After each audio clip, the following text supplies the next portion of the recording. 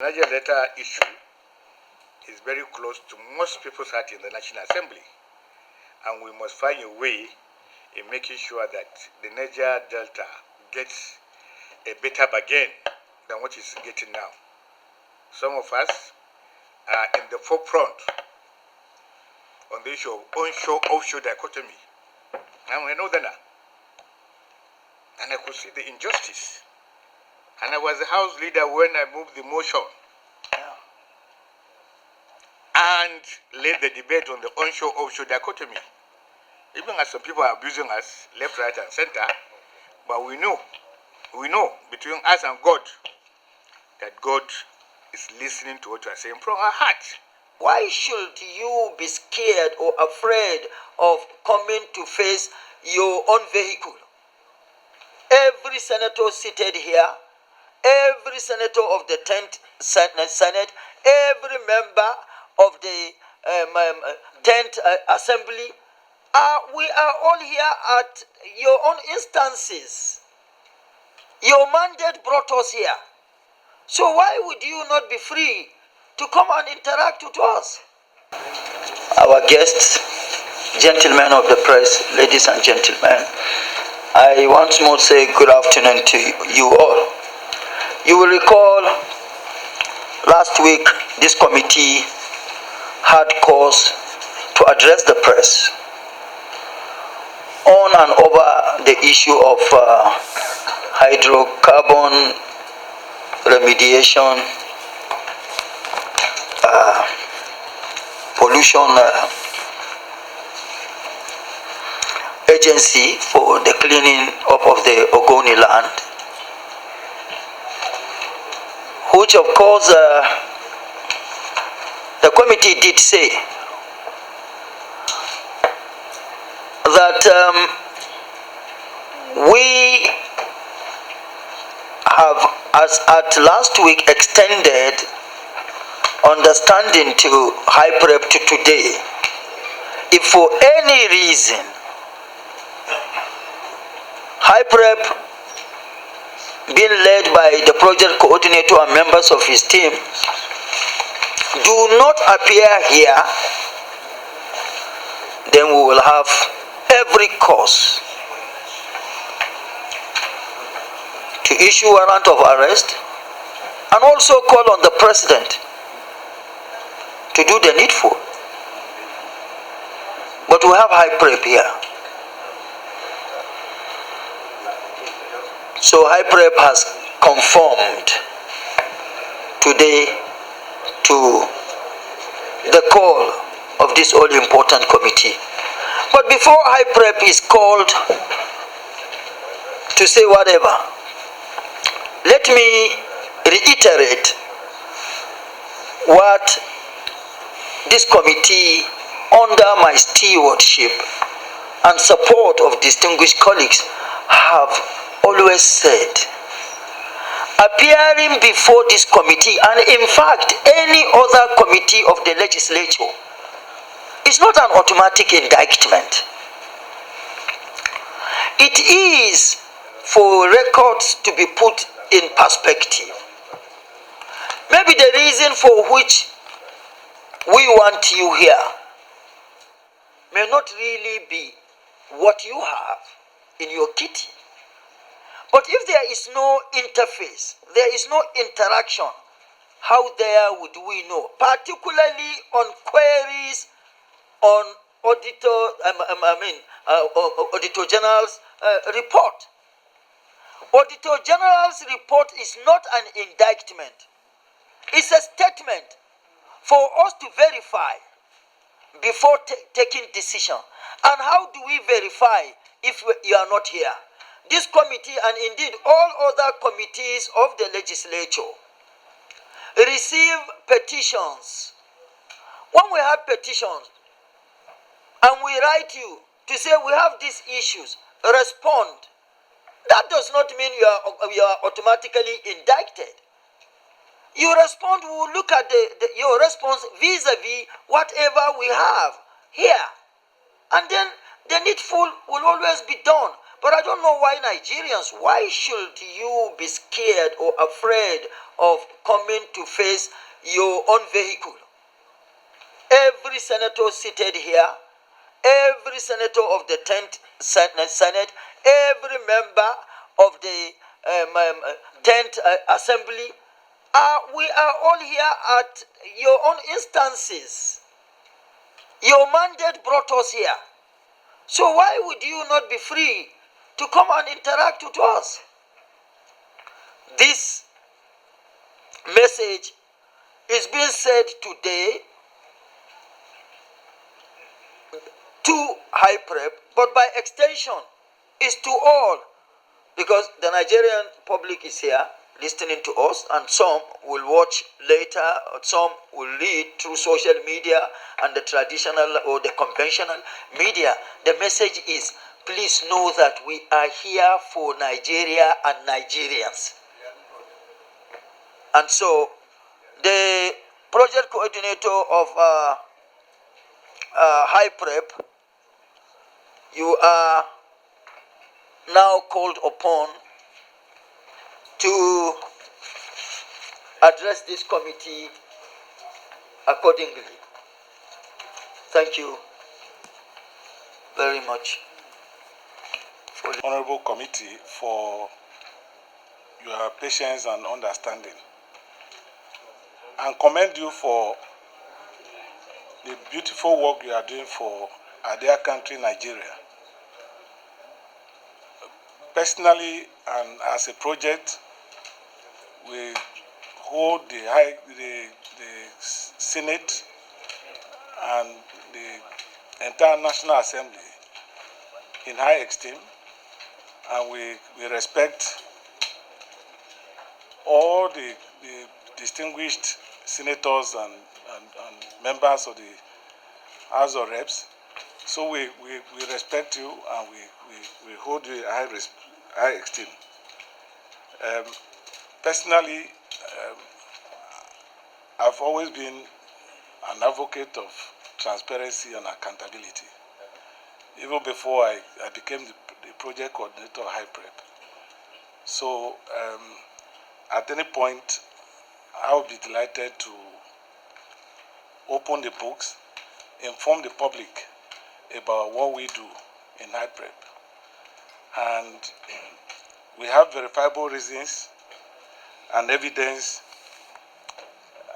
at the project office to demonstrate what I have been able to do in the area of transparency and accountability when I became the project coordinator of HYPREP over a year ago. So for the non-appearance before this honorable committee, the first thing I would do is to, on behalf of our project, apologize to this committee for not appearing some time ago.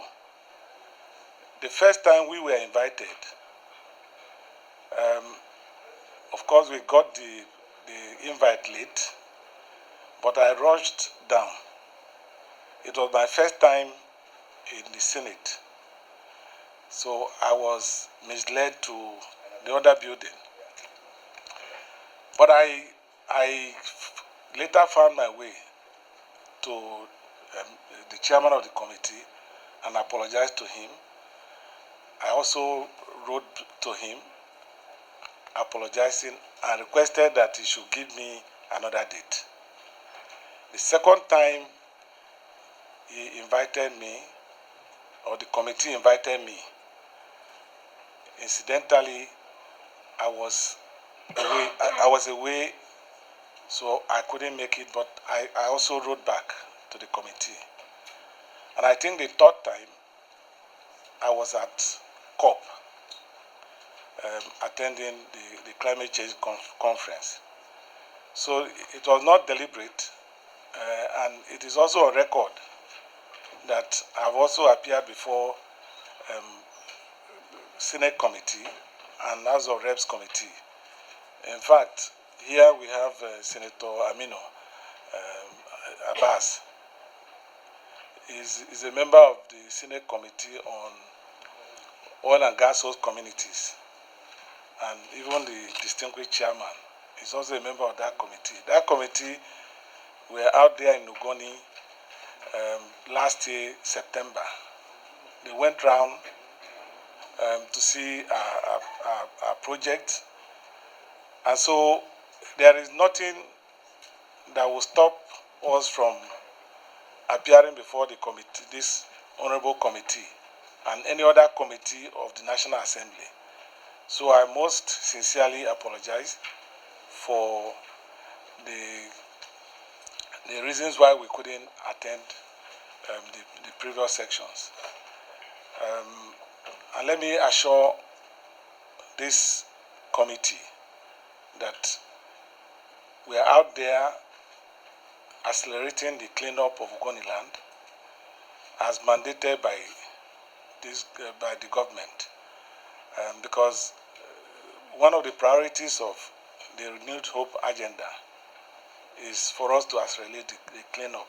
So we are doing a lot out there, and we have commenced publishing every aspect of our project on our website, so that everybody, every Nigerian, anywhere they are in the world, can look at each of our projects and measure the progress we are achieving out there in the field.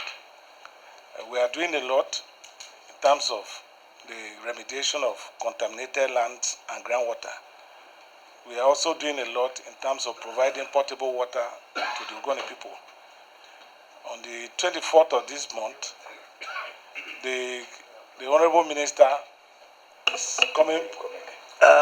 Executive Secretary, I don't think we are where you are. We haven't gotten land. As far as the cleaning up project is concerned, we get to it. For now, I saw Honorable Imadia. So why are you here today? I'm on the board of trustees of HYPREP. Then that makes it more in trouble, because you never came to pay respect. Anyway, you're welcome. Good to see you. Distinguished colleagues. Yeah. Appreciating the presence of our very dear friend Imadia, one of our own, back to his alma mater here. Let me also welcome the member representing Gokana. Sorry, I did not. Professor, I don't need to tell you, inform or educate you about the profound powers of the National Assembly in the Constitution as far as this committee is concerned, as far as the National Assembly is concerned. I'm sure you are well knowledgeable about that. More so amongst your men that are here, Senator Piggy, Imade, and the members are also sufficiently knowledgeable about this aspect. But let me say, in all honesty, we took very, very painful decision to do what we did as a committee because of the sensitivity of your organization as far as the Nigerian project is concerned. You may not believe it. You don't need to be from Niger Delta or from Ogoni to understand the plight, the suffering, the human degradation that is going on in the Niger Delta. All you need to do is to be human. Once you are a human being and you traverse the Niger Delta, if something did not touch your heart, then you are not human. Then you are not human. And that's why when we call you to come, it is with a view to find out how far, how well, if the cleanup is ongoing. Just last year I was in Ogoni land with Piggy, and we have seen the terrible environmental degradation. And before then, you won't believe it, I was the chairman of the ad hoc committee in the House of Representatives on Niger Delta crisis. That means there is nowhere in the Niger Delta my feet has not touched. And every time I found myself home and abroad,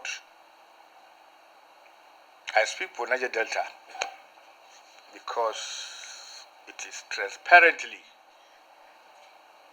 unjust to the Niger Delta people by Nigerians. And when I say Nigerian, all of us, of course, including the people of Niger Delta, in and outside. And therefore, when I invite you here, it's with a view to find out how do we move forward. But luckily enough, you appeared today, and you have apologized profusely. You have apologized, and personally, I have taken the apology. Not because you have not done bad.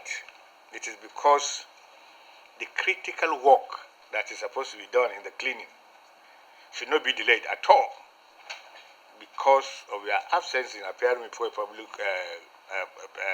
public accounts committee. For me, we need to draw a line and send the message clearly that going forward, when next we invite you, come with an open mind. This is the people's house. Nobody has ever been detained here as he came to the National Assembly. Nobody. Now look at the Constitution. Look at Section 80, 88, 89, Section 142, 160. All those things have given us very sweeping powers, so to say, to be able to do this job. And the Niger Delta issue is very close to most people's heart in the National Assembly. And we must find a way in making sure that the Niger Delta gets a better bargain than what it's getting now. Some of us are in the forefront on the issue of onshore-offshore dichotomy. I'm a northerner, and I could see the injustice. And I was the House leader when I moved the motion and led the debate on the onshore-offshore dichotomy. Even as some people are abusing us left, right, and center, but we know between us and God that God is listening to what we are saying from our heart. And therefore, please see every Nigerian as a partner on the issue of Niger Delta and Ogoni line in particular, because this is the issue now. It is when you bring all of us on board, we understand the situation, that we be able to acknowledge the terrible environmental and human degradation there.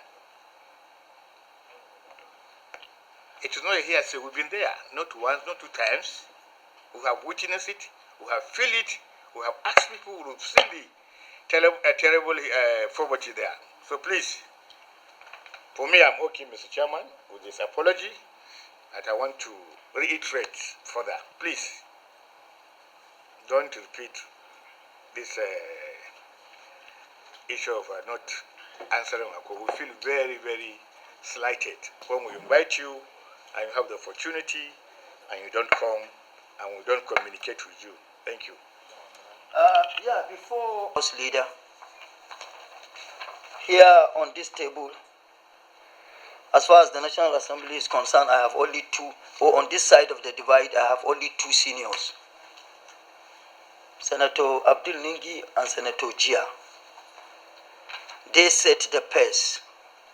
They were members of the 4th Assembly.